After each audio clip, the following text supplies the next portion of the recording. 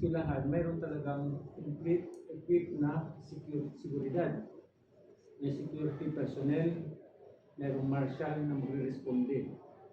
Yung marshal, katuwang na yan ng mga guro. Kasi ang guro, loaded na sila. Magtuturo pa sila, maglilinis pa, kasi hindi naman malinis palagi yung classroom pagpunta nila.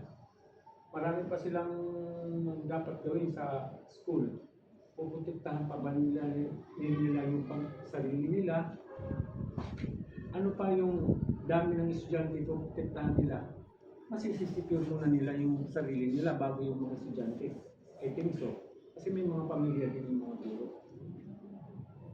Yun ang kailangan pagtuunan pansin ng dito.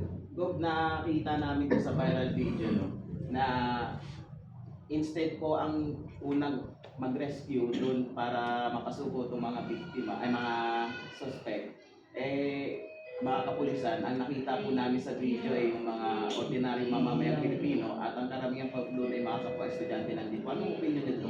Nagpapasalamat ako din sa mga at least meron pa rin pusong kabayanihan.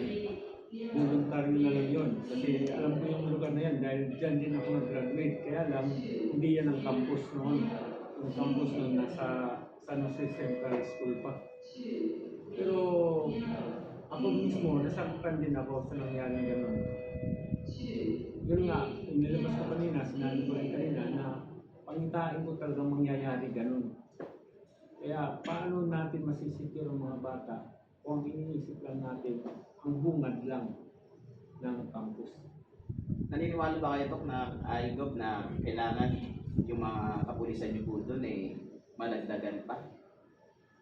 I think equip naman kaya naman talagang marespondihan. Kaya lang, mas nakatuon yung mga kapulisan natin sa labas ng school. Actually, maagapan naman yan kung mayroon lang talagang marshal sa loob ng school at dagdagan yung guard, security guard. Last question ko, Gob, ano ba dapat ang pangunahing pag-uuna ng bigyan ng action ng DepEd regarding sa child protection ng mga kabataan? Yes. Gandang tanong yan. Unang-una talaga, itong nag-attend ako ng seminar sa Cebu kasi akong pinadala doon. Ang una ko na itong sinasabi talaga, maraming factors na involved sa child protection. Pero ang pinaka-prime talaga dito, poverty. May mga bata na may problema sa pamilya nila. Minsan may pumapasok na walang kain. Para ba yung mga bata nagpapapansin? Hindi na sila napapansin ng lipunan kasi nga sabihin na lang natin, nabibisi tayo sa mga physical na mga infrastructure. Yun lang.